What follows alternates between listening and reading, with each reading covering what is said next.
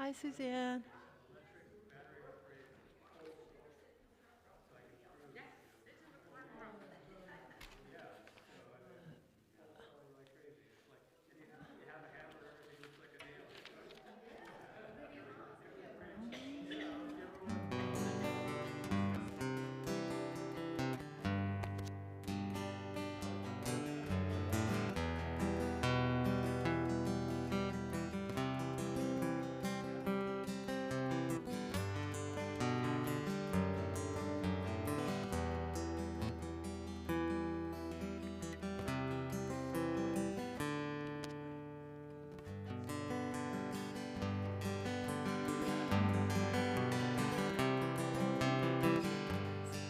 We can start?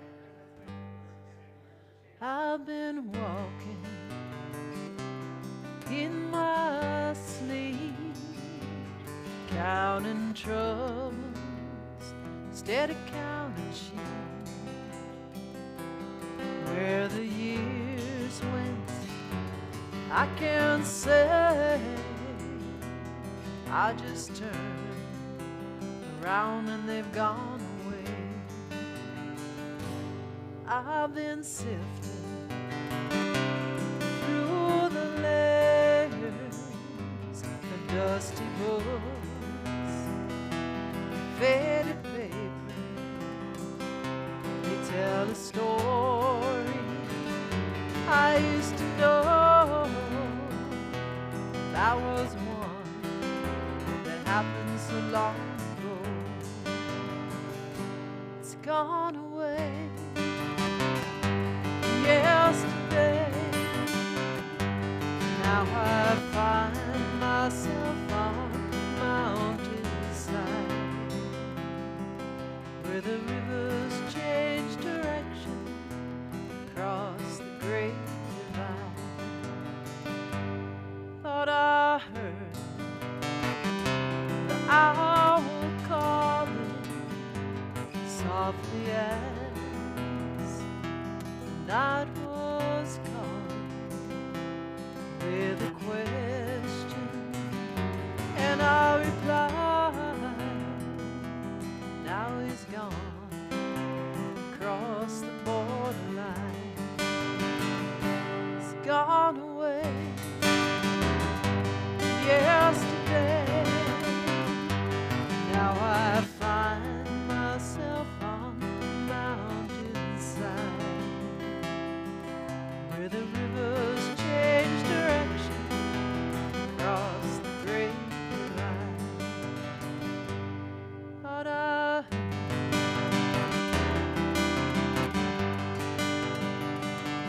finest hour that I have seen is the one that comes between the edge of night and the break of day. That's when darkness rolls away. It's gone away. Yesterday, now I find myself on the mountainside, where the rivers change direction across the great divide, where the rivers change direction across the great divide.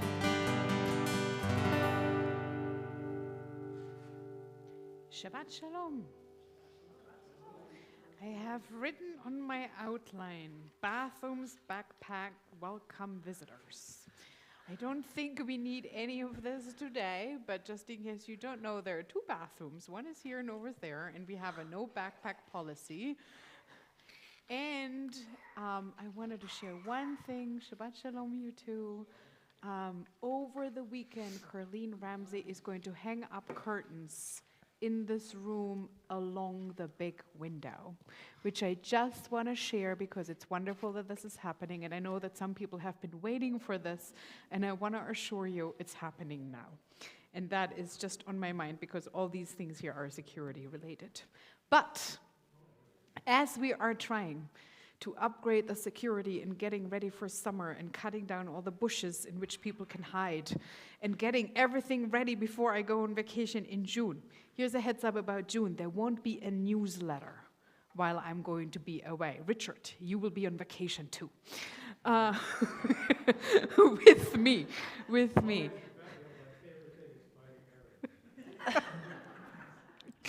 I do want to say we are in the stretch of time where we're literally counting the days towards summer. And summer begins on the Jewish calendar, which has 6 seasons instead of 4 in the Gregorian calendar. Summer begins on Shavuot. So as we're counting from Passover to Shavuot, trying to get ready for summer, whatever that entails for you, we are not only trying to check the boxes that need to be done as the year or the school year is wrapping up, we are also trying to dig deeper. And for some, this is intuitive, and for some, it's not. Spring often feels like a very lighthearted time, but it's not necessarily true, not by nature and not in the lives of family. There's a really interesting thing. A lot more people die in the spring than in the fall. So this is a time to dig deep inside, to get ready for the high holidays, if you wish, which is all just preparing and preparing for those big days in the fall. I want to light the candles for this Friday night. Ellen, because it is so lovely that you're here, and it doesn't happen every week, so, and no pressure, would you give us the honor to light the candles? Yes, perfect. Light and not. Yes, absolutely. Are you able to light a match? Yes. Good. We are on page 120. That's what you think, though. A lot of people, in the end, they struggle. Here, use these. Yeah, those are probably too safe, right? Yes. Tell me when. Now. Now. Yeah.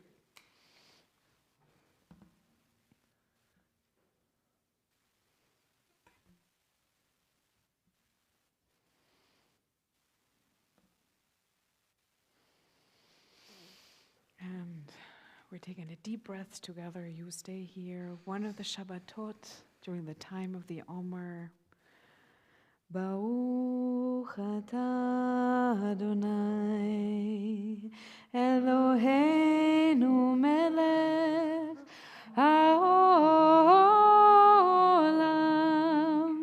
asher kiddushanu b'mitzvotav v'tzivanu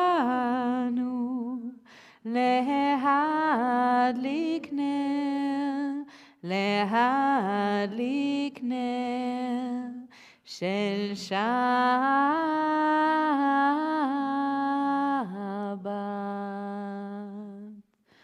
ברוכה תהי, blessed be you. Thank you for doing this and bringing your light in our humble halls. Please join me on page 121, or Source of Light and Truth. O source of light and truth, creator of the eternal law of goodness, help us to find knowledge by which to live.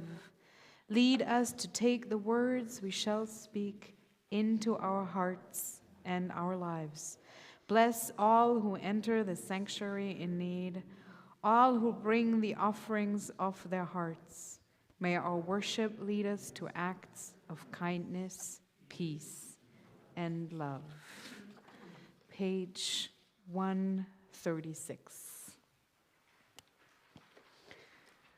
Kabbalat Shabbat is a meditation, so I'm trying each time when we meet here to invite you into a stream of thought, because the truth is the words are always the same, and the melodies are also always the same. What changes is just the moment in time. So this is a counting of the Omer.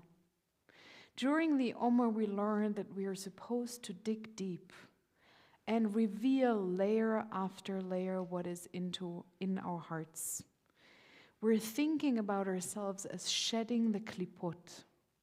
The Kabbalists love this time because it's an invitation to meditate each day on the different aspects of God. You know, there's mighty power that dwells in kindness. There is kindness that dwells in glory. There is glory that dwells in kindness, and so forth. And as we're going through the counting each day, it's not just God we're thinking about.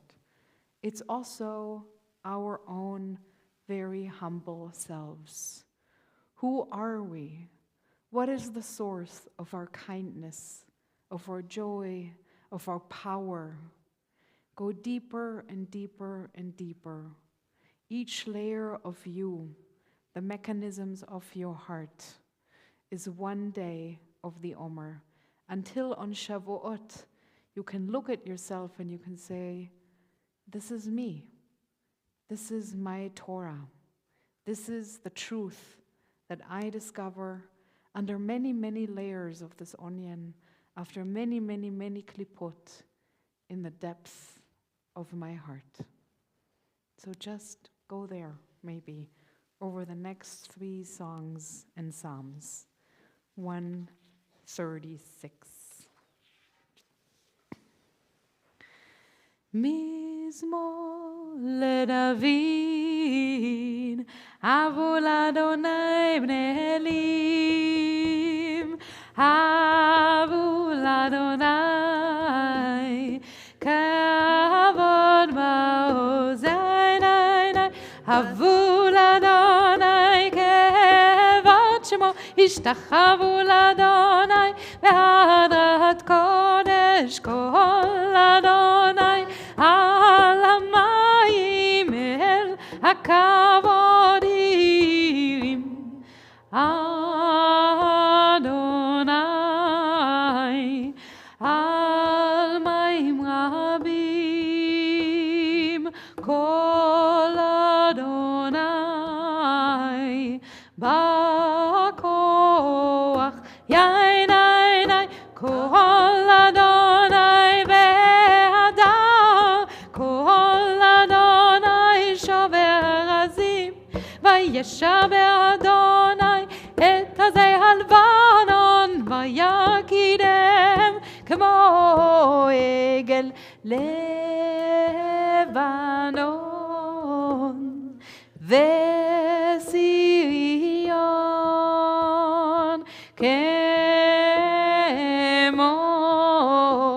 כמו ונעמים, ני ני ני, כל אדוני חוצב לעבוד אש, כל אדוני יכיל מדבר, יכיל אדוני מדבר הקודש, כל אדוני יכול איילות,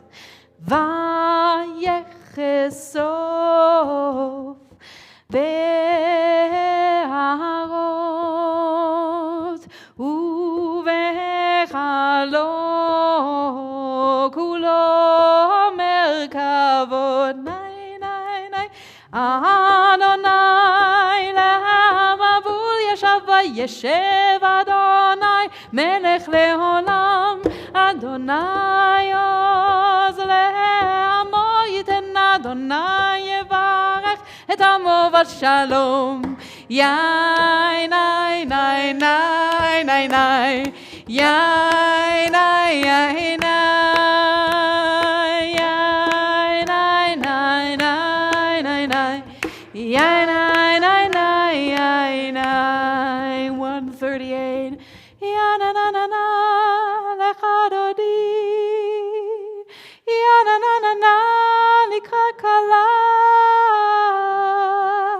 יא נה נה נה נה פני שבת, פני שבת נקבלה,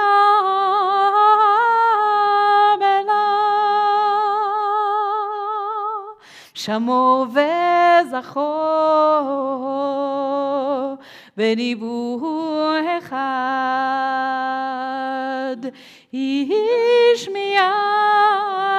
השמיענו אל המיוחד, אדוני אחד, ושמו אחד, לשם ולתפארת ולתהילה.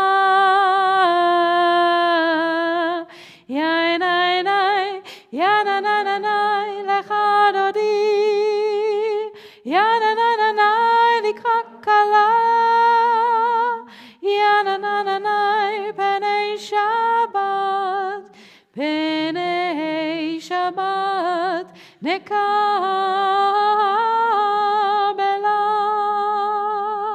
לקראת שבת לכו ונלכה, כי מקור הברכה מראש מקדם נסוכה. סוף מעשה במחשבה תחילה, ינננני לך דודי, ינננני לקראת כלה, ינננני פני שבת, פני שבת נקבלה.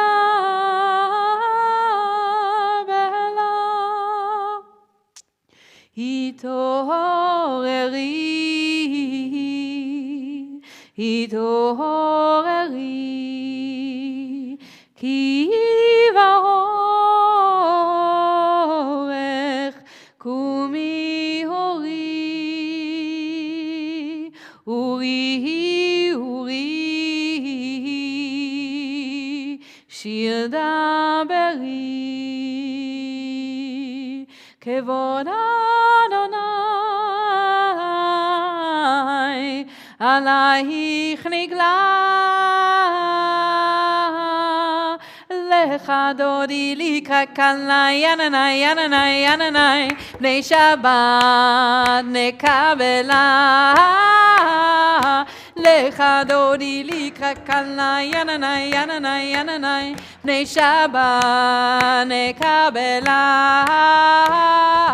בואי ושלום עטרת בעלה, גם בשמחה ובצוהלה, תוך אמוני עם סגולה. בואי חלה, בואי חלה. לך דודי לקראת כלה, ינני, ינני, ינני, בני שבת נקבלה. לך דודי לקראת כלה, ינני, ינני, ינני, בני שבת נקבלה. יננננה לך דודי, יננננה לקראת כלה,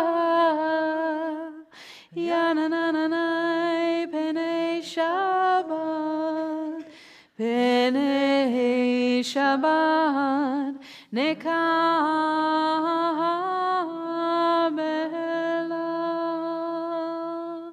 140. טוב להודות לאדוני,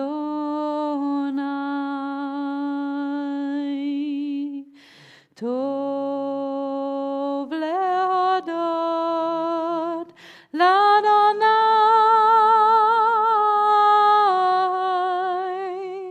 ולזמר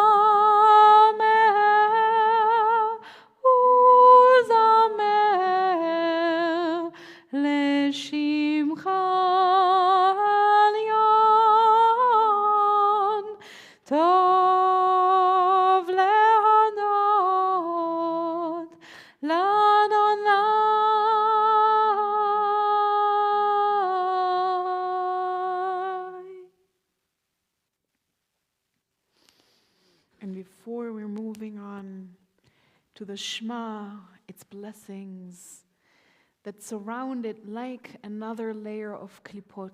It's like the Shema comes with curtains. It comes with layers that protect the quotes from the Torah, with rabbinic interpretation. What is it that you're supposed to teach? You're supposed to teach awe of creation. You're supposed to teach love for Torah.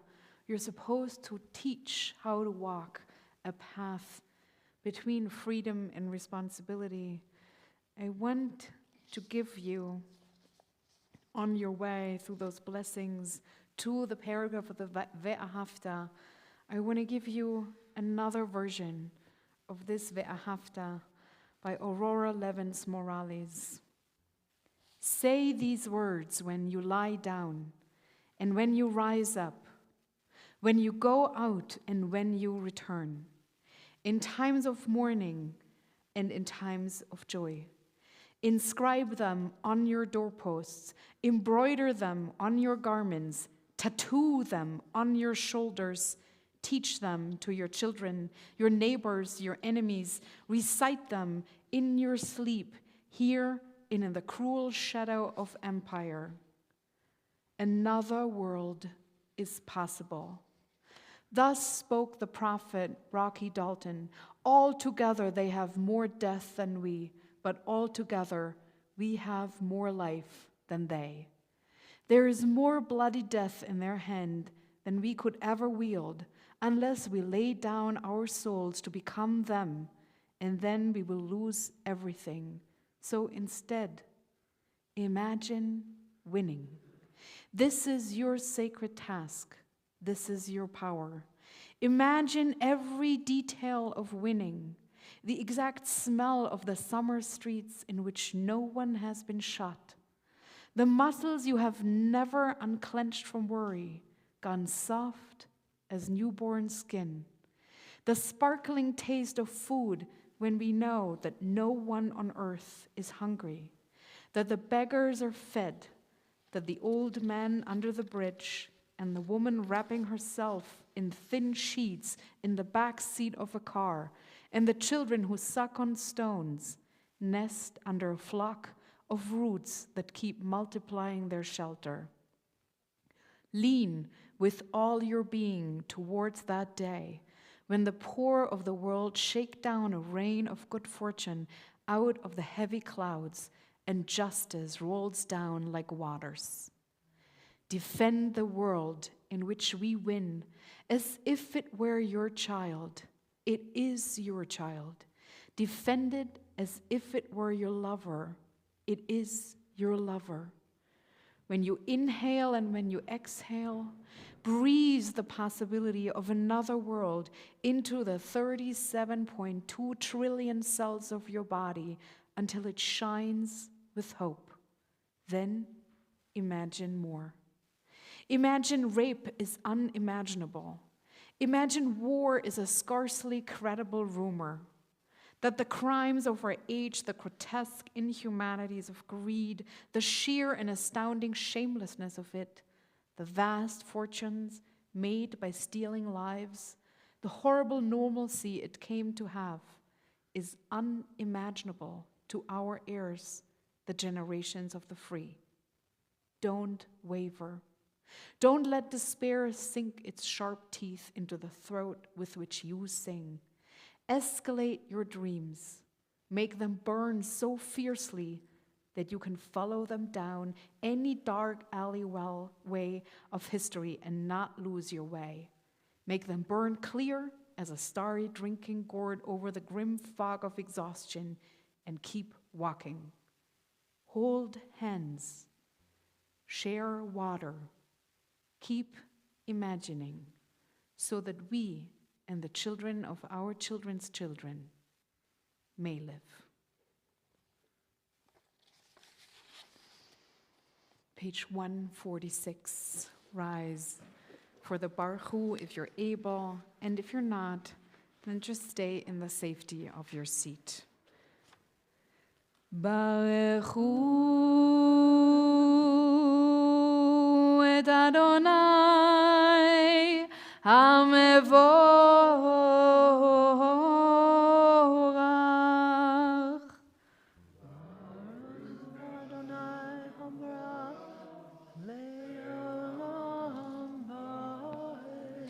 ברוך אדוני המבורך לעולם ועד. Please be seated. ברוך אתה אדוני אלוהינו מלך העולם, אשר בדברו מעריב ערבים. אל חי וקיים, תמיד ימלוך עלינו, לעולם ועד. ברוך אתה אדוני המעריב ערבים. Blessed are you, Adonai, who brings an evening. 150, the love of Torah, Ahavat Olam.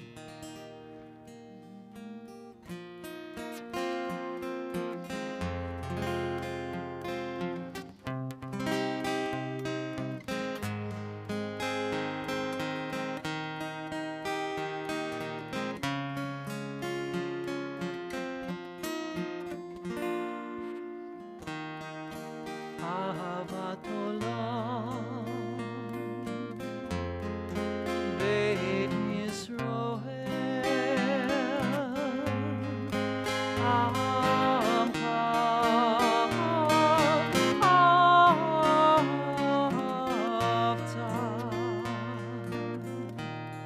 תורה ומצוות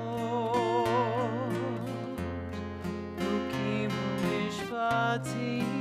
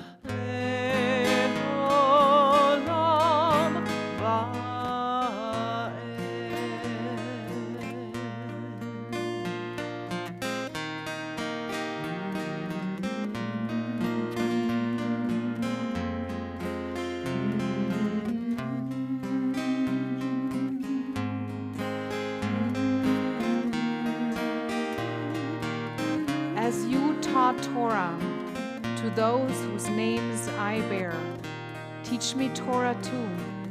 Its mystery beckons, yet I struggle with its truth. You meant Torah for me. Did you mean the struggle for me too? Don't let me struggle alone. Help me to understand, to be wise, to listen, to know. Lead me into the mystery.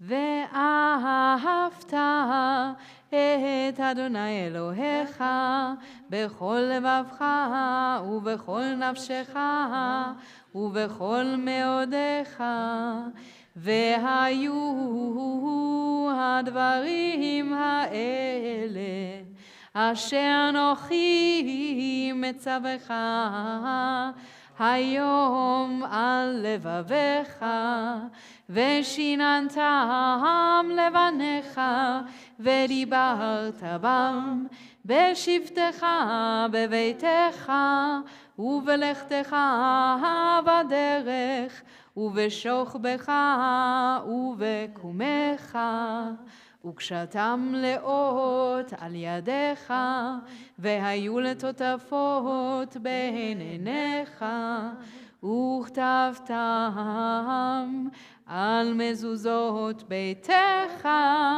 ובשעריך למען תזכרו ועשיתם את כל מצוותיי והייתם קדושים לאלוהיכם אני אדוני אלוהיכם אשר הוצאתי אתכם מארץ מצרים להיות לכם לאלוהים אני אדוני אלוהיכם אדוני אלוהיכם אמת. I want to make a wild assumption. I am assuming that most people in this room do not count the Omer daily. I think. And you can prove me wrong. But instead of counting the Omer every day, I want to make a connection between this time of counting the Omer and another time during the year when we count too. Jews are famous, somewhat, to be good at counting. So we're counting from Passover to Shavuot. But the real interesting thing, the moments when we all turn into accountants, is the holidays. The Hebrew term for what we do then is cheshbon hanefesh. It literally means the bookkeeping of the soul, the income and the outcome, what you did well and where you wasted your resources and maybe even worse. It is like we are opening the book. And it's not just a book of poetry. It is literally our housekeeping book, where we keep track of the things that went well and the things that went less than well.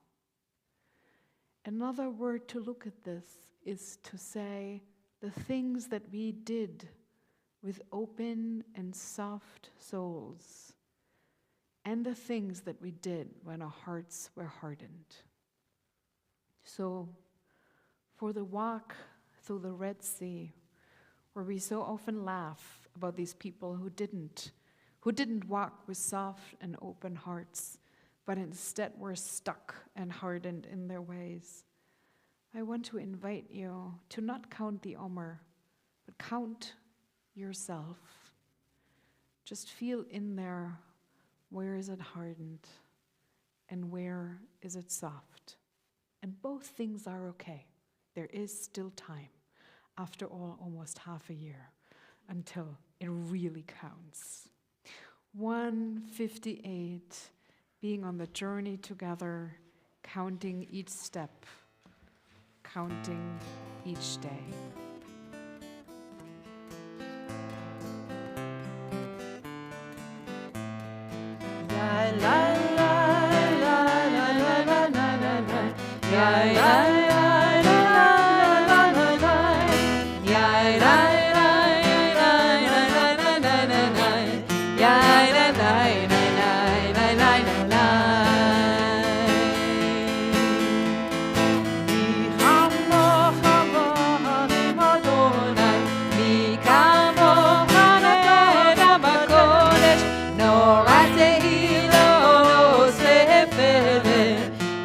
Te hilo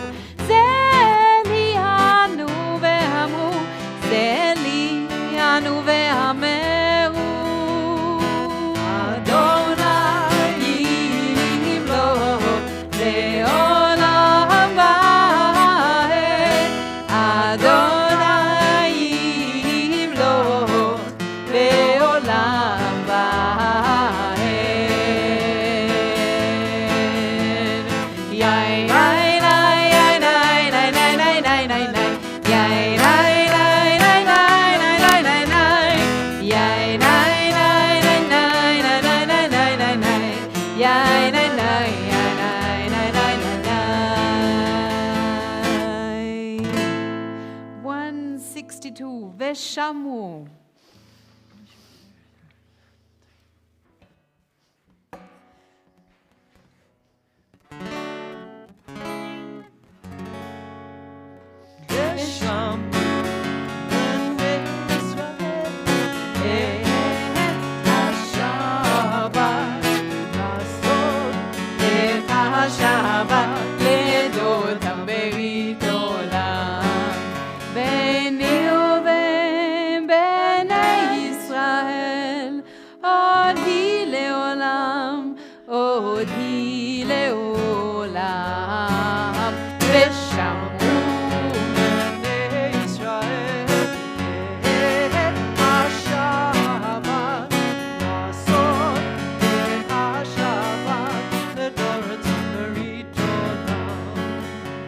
ששת ימים עשה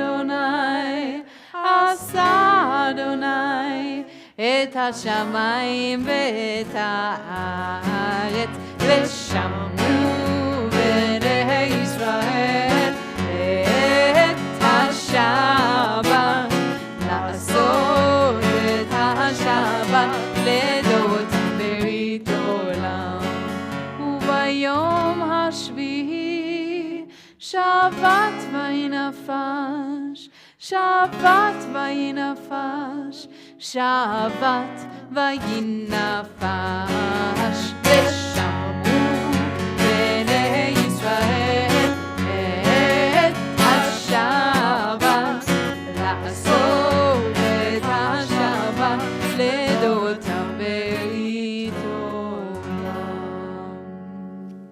I am thinking back to the very first evening that Edith played for us here. And we talked about the river Shambation, which is an imaginary river in the north of the land of Israel.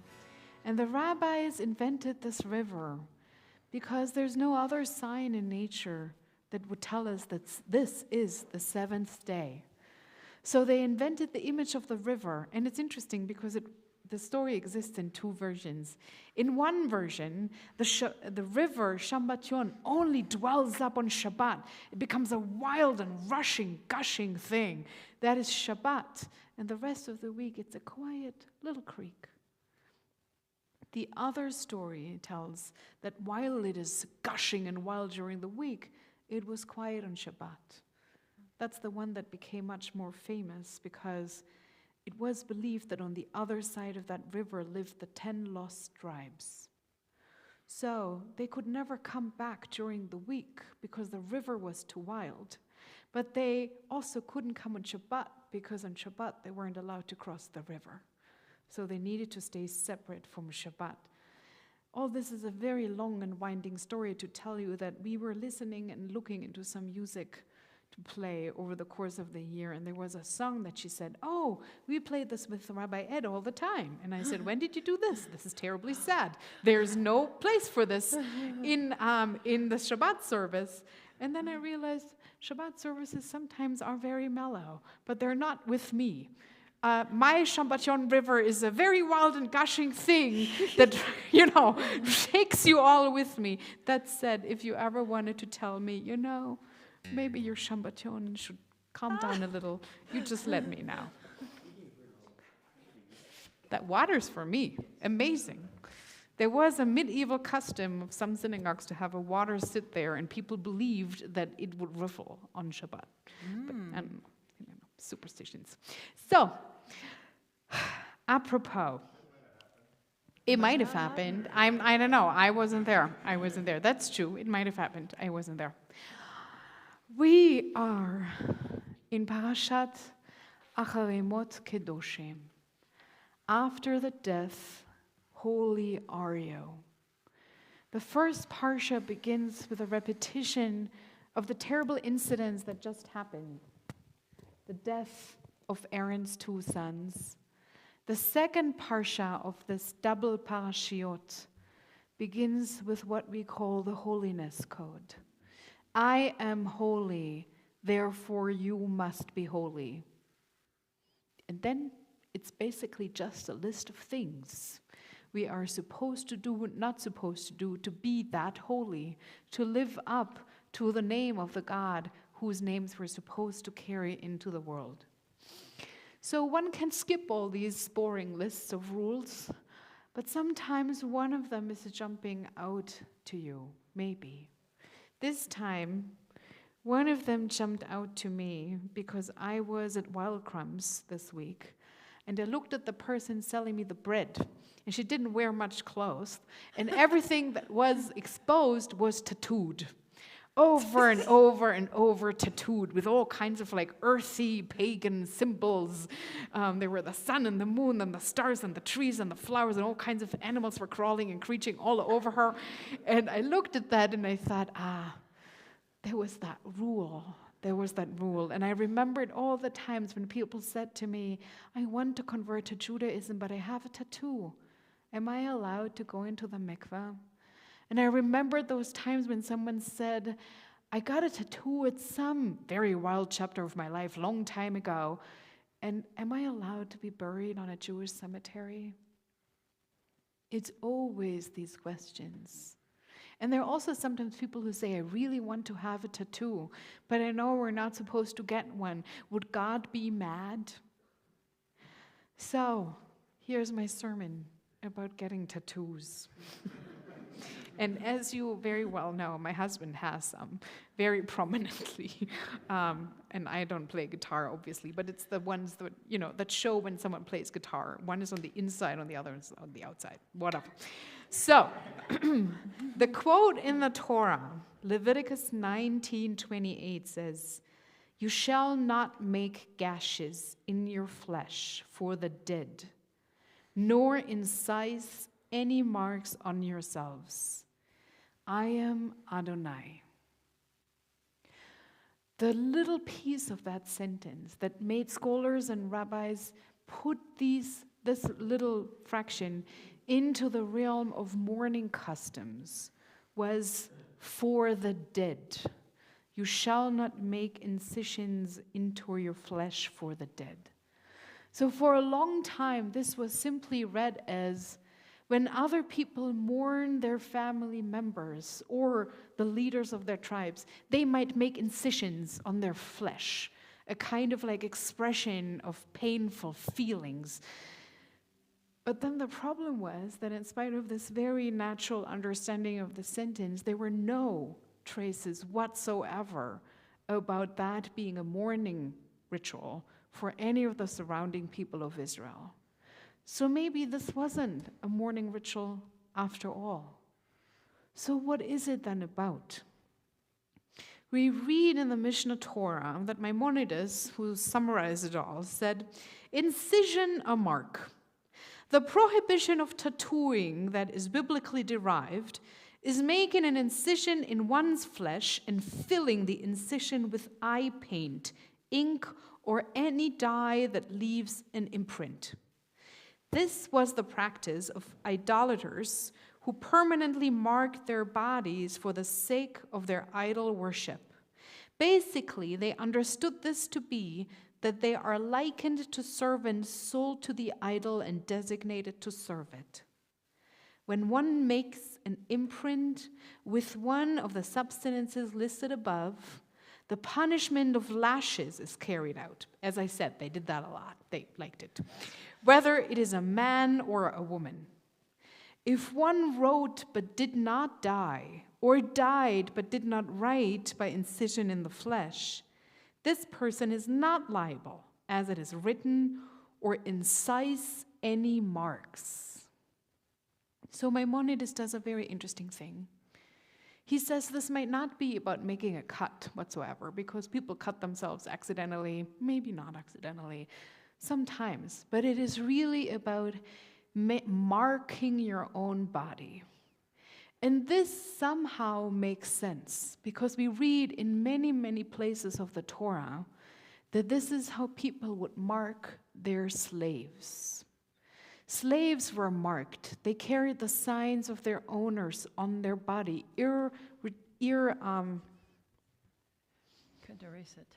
Yes, erasable is what I want to say, but I don't know if that's a word. But yes, you couldn't erase it. They were marked to be human property until the rest of their lives. So being forbidden to mark yourself or get your own body marked goes very well with the Jewish law that no Jew should become enslaved to any other Jew ever. You were allowed to sell yourself or your work for a limited amount of time, but latest in the 7th year, you were supposed to be a free man or woman once again, unless you decided otherwise. So this might well be another appearance of the law against enslavement. And yet, it might also be even more. The sentence shows up in an interesting pairing between other sentences that speak about idol worship, especially, interestingly, about a goat god who was not supposed to be worshipped. We never know if the people for this specific goat god, which maybe if you're familiar with the rituals for Yom Kippur, raises all kinds of questions about this goat god, but we'll leave this to the side.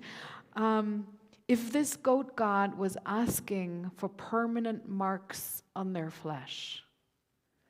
What we do read in Maimonides that some idol worshippers of foreign gods, foreign practices, did call for their believers or practicers to make permanent marks on their bodies that marked them as belonging to this faith.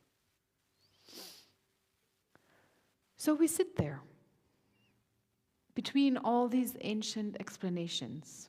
Maybe it was a mourning ritual that was not supposed to be adhered. Maybe it was another layer of the prohibition of slavery. Maybe it was another layer of the prohibition against idol worship. There are some more modern, more contemporary interpretations. Some of them deal with the Holocaust. A lot of Holocaust survivors walked around with guilt till the end of their lives because they had those numbers on their arms. Not their fault, but an obvious transgression of that very strong biblical prohibition. Others, the children, often the grandchildren or the great-grandchildren of those Holocaust survivors, felt guilt getting joyful, nice tattoos, knowing what tattoos had meant for their family members. There are also strong voices in the Jewish community that speak about self-harm. Self-harm is an aspect of the lack of mental well-being that no one likes to talk about. It's not sexy.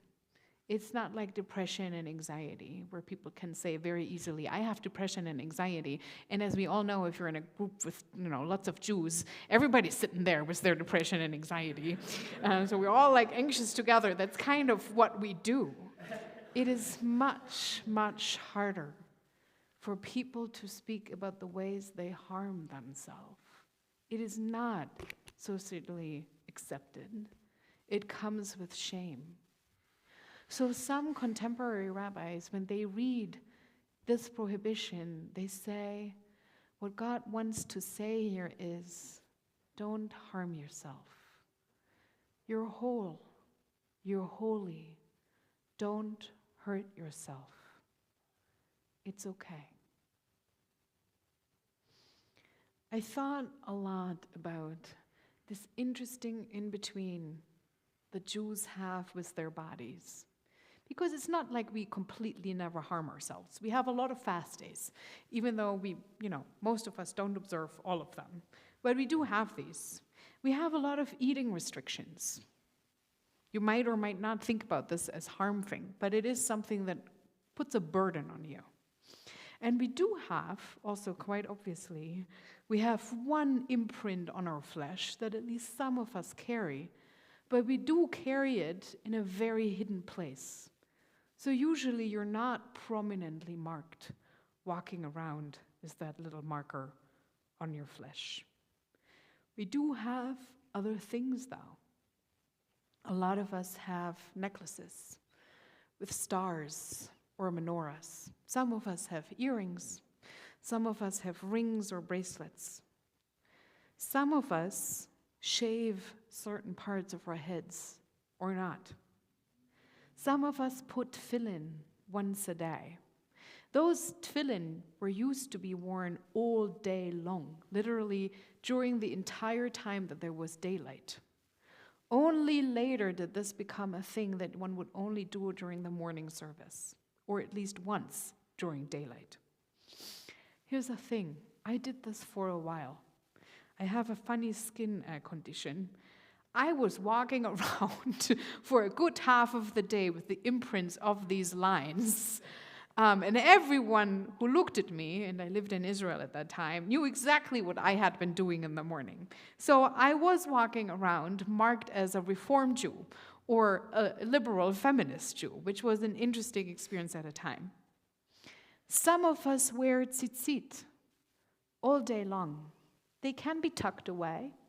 They can be made invisible. But they can also be worn very prominently, and then everyone sees and knows you're Jewish.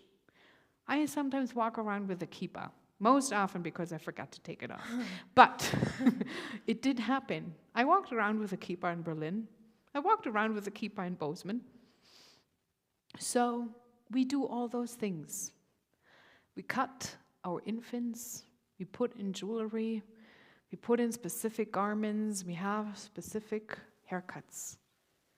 We do mark ourselves in certain ways. We do mark our bodies, even if it's not through tattooing. I looked around this week after I saw that bread seller, and I saw all the tattoos. People these days get a lot of tattoos, much more, I think, than they used to. There's memes on the internet that shows like people in the 70s wear Hawaii basing gear, and then they had a tattoo. And then they show people in 2023 where they wear white bathing gear, and basically their entire body had been turned into a canvas.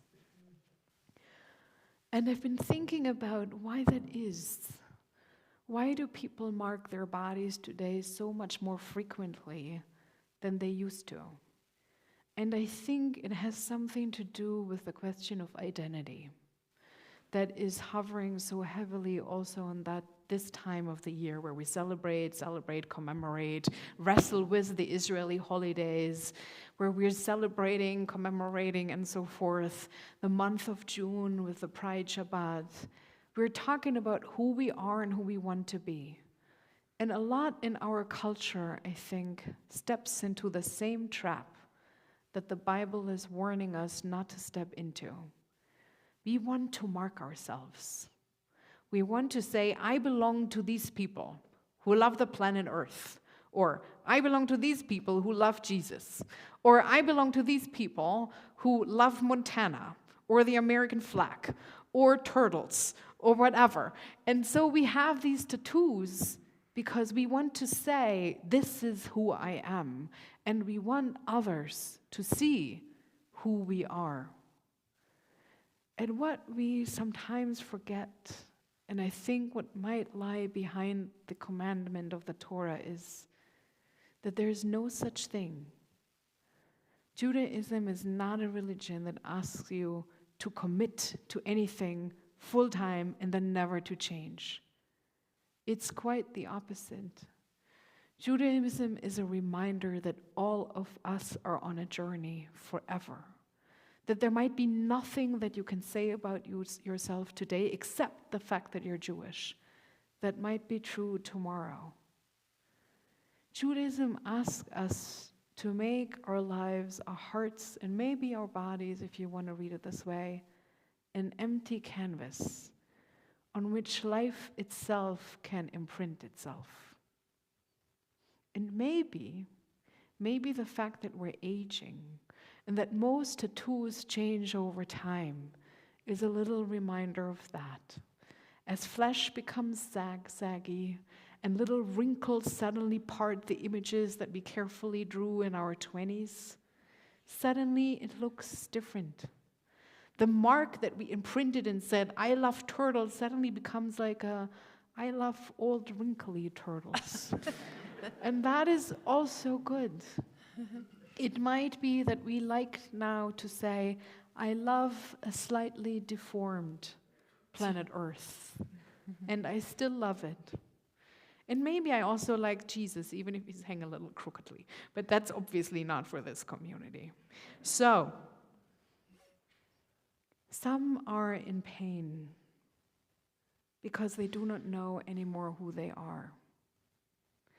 Some feel much more safe if they have an imprint on their flesh that can remind them every day who they are. Some people hate labeling, and they don't want anyone to tell them who they are. We all find ourselves somewhere in the middle of these identity wars going on every day in this country, globally, maybe even within ourselves. On which side do I find myself? Which symbol would I tattoo on myself? The Torah says, just don't. Keep it open. Keep it open also maybe because you don't want to show everyone all the time who you are. Maybe keeping it open allows people to approach you and get to know you slowly.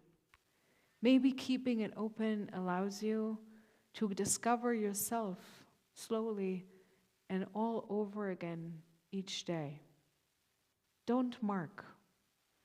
Just put on and put off. Take the tefillin, put them on once a day, take them off. Take the talis, put it on and take it off. Step in and step out. Don't try to stop time. Shabbat Shalom.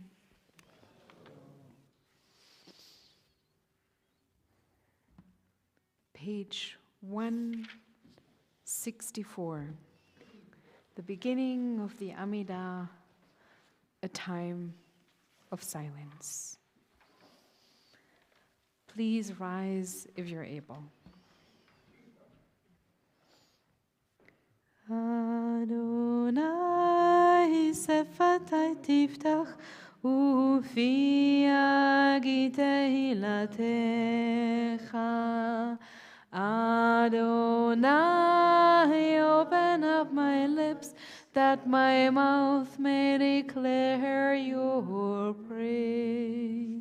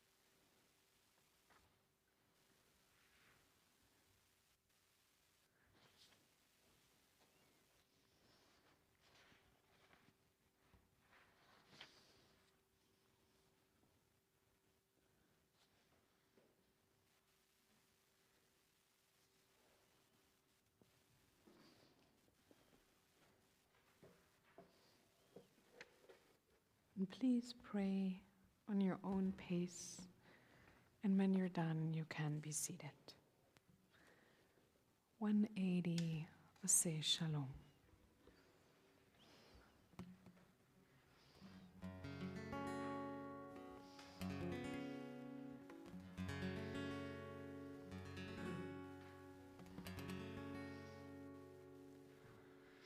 Oh, say Shalom b'man. Oh, yeah, say Shalom aleinu.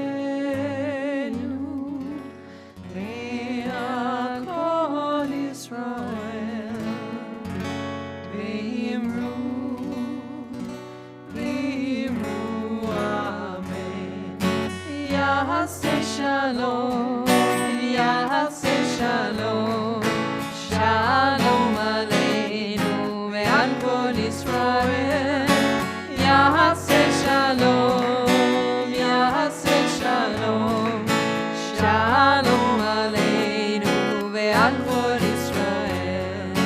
יעשה שלום, יעשה שלום, שלום עלינו ועל כל ישראל. יעשה שלום, יעשה שלום, שלום עלינו ועל כל ישראל.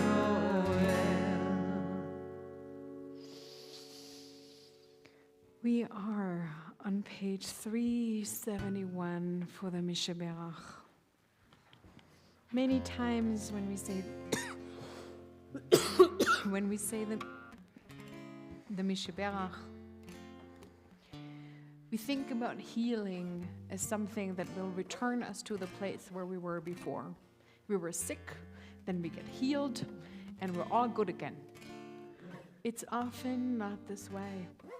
Very often, times of sickness and despair leave traces, scars, pimples, wrinkles, all those things. When we say the Mishaberach, we also say the Mishaberach to remind ourselves that the scars of our body might one day just look like rivers on our skins, that wrinkles can be just signs of royalty of the time that went by.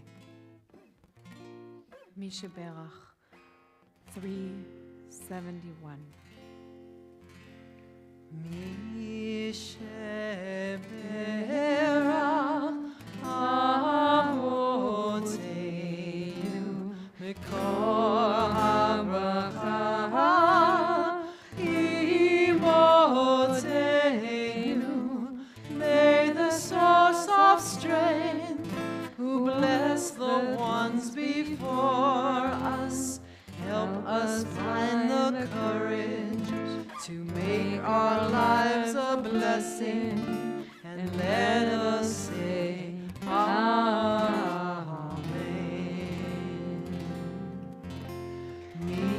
Mishaberach Imotenu Mikor HaBracha Lavotenu.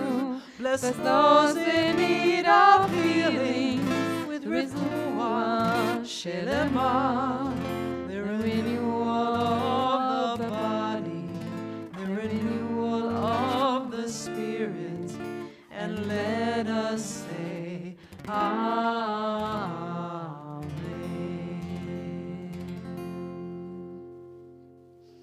Many of us were at a funeral today. It wasn't for anyone Jewish, but it was for someone who was very close to someone who is part of this community, and it was Kyle's dad, Henry Sorensen. So we're saying Kaddish for Henry Sorensen too, for Craig Barber, the grandfather of Cody, for Abel Menaled, brother of Fabian Melamed and brother-in-law of Irene Grimberg, for Anne-Marie Ryder, wife of Jeff Ryder, for Fred Leopold, Leora Werner, John Alexander Roberts, Diana Stoffel, Sid Braston, Laurel Rachel Ornitz, Arlene Heberlein, Carl Miller, Larry Liederman, Dave, and Michael. And please rise.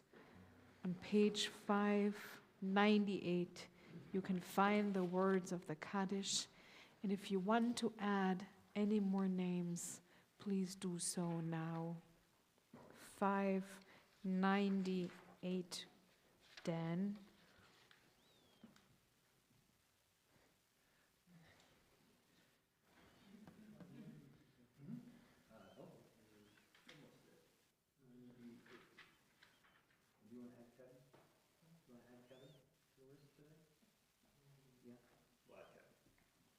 And Kevin. 598. יתגדל ויתקדש שמי רבה, בעלמא דברה חירותי וימליך מלכותי, בחי יכון וביום יכון ובחיי לכל בית ישראל, בעגלה ובזמן קריב ואמרו אמן. יהי שמי רבה מבורך, לעולם ולעלמי עלמיה. יתברך וישתבח ויתפאר ויתרומם ויתנשא ויתהדר ויתעלה ויתהלל שמי לקודשה בריחו. לאלה מכל ברכתה ושירתה תושבחתה ונחמתה דאמירן בעלמה ואמרו אמן. יהא שלמה רבה מן שמיא וחיים עלינו ועל כל ישראל ואמרו אמן. עושה שלום במרומיו הוא יעשה שלום עלינו ועל כל ישראל ועל כל יושבי תבל ואמרו amen. Please be seated for a moment as we are bringing back those names. Page 627, Shalom Aleichem, that sometimes leads us from a place of quiet to a place of song again. 627. Shalom Aleichem, Malachi Hashem, Malachi Elyon, Mi Melech Malachi Hamlachim, HaKadosh Baruch Hu. V'cheni l'shalom, Malachi Hashalom, Malachi Elyon, Melech Malchi Hamlachim, HaKadosh Baruch Hu. V'cheni l'shalom, Malachi Hashalom, Malachi Elyon, Melech Malchi Hamlachim, HaKadosh Baruch Hu. Tzitzem l'shalom, Malachi Hashalom, Malachi Elyon,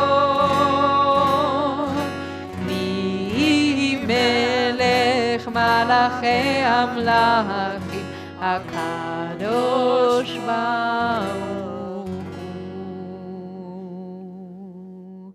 And before I share the priestly blessing, I want to invite you all to just think about all these communities. The community in the city, the community here in this room. Let's start with that one.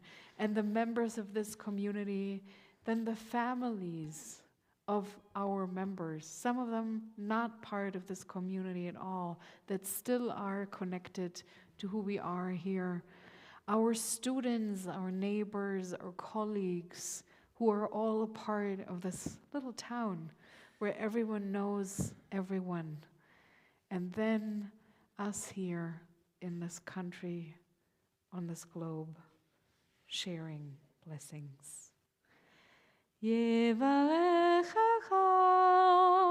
Adonai ve'yishmerecha, Ya'er Adonai panav elecha v'chuneka, Yisa Adonai panav elecha ve'yasem lecha shalom.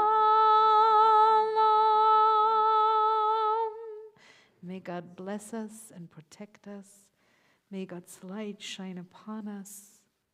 May we walk every day in this light of community and peace. There is always a lot of announcements, but very practically, I didn't print them. I only printed this service, and we all know about that. But next week, there's a family service on Zoom, and I think this week is just a regular week at Beth Shalom, with Talmud and Alexander on Monday, and Hebrew on Tuesday, and Mahjong. And Mahjong now also on Wednesday morning, because we're filling the synagogue, and with Shalom kids on Wednesday morning, and more Alexander on Thursday, and then the service on Friday. And did I forget anything? I don't think so. Tomorrow's Torah study, and next week is Torah study too, because we do have a couple of weeks of a break between bar mitzvahs, which is not a bad thing at that point. We have one more though this week and this year, and maybe this is a good moment to give you a heads up on that. This year's Shavuot service is also a bar mitzvah with a very engaged family.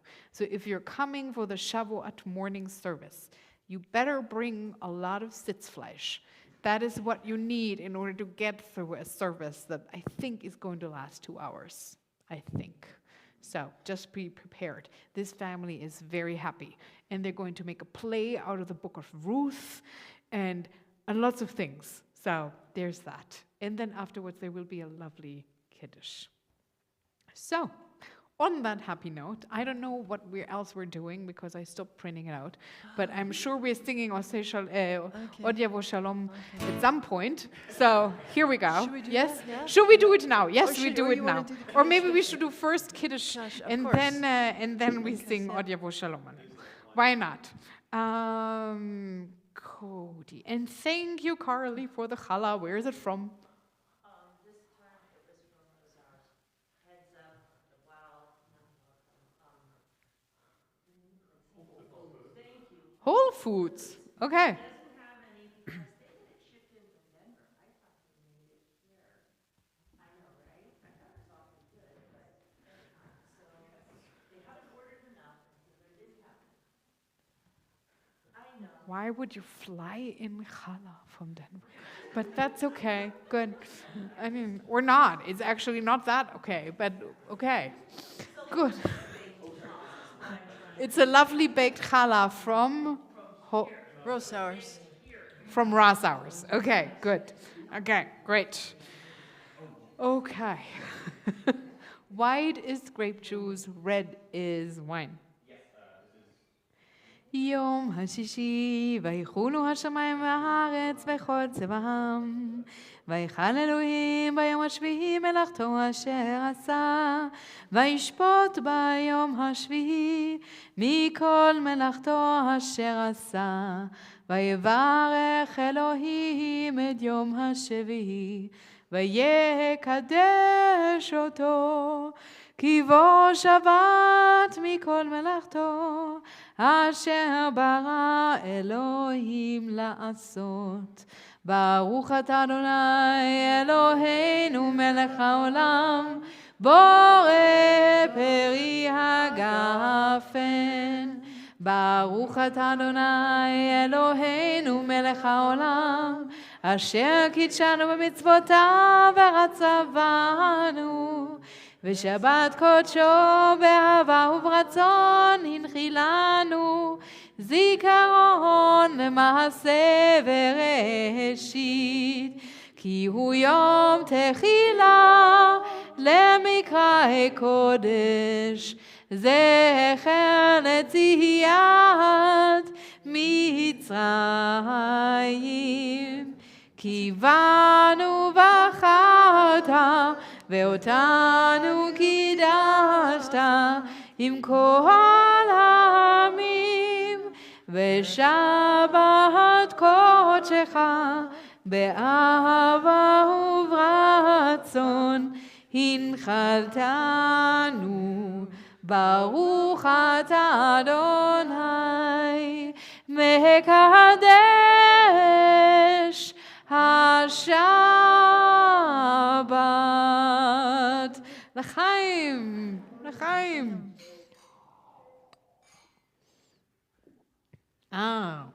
Rossauers. ברוך אתה אדוני אלוהינו מלך העולם, המוציא לחם מן הארץ.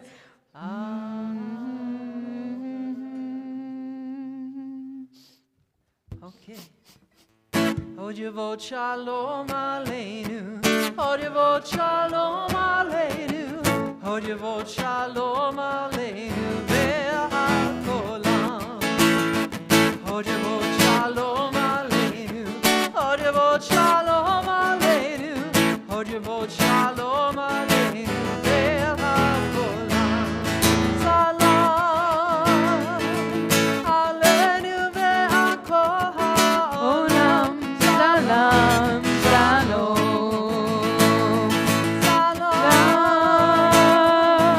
Aleinu ve'al kol ha'olam.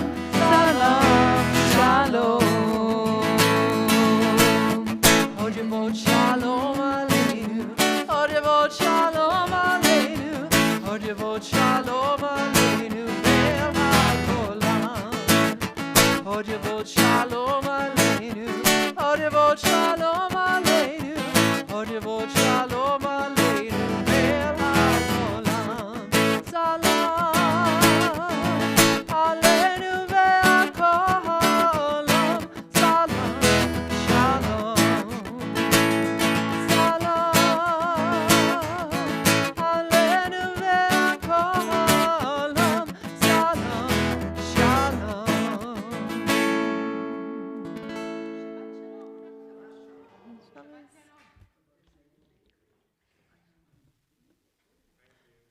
Oh, here, you bet.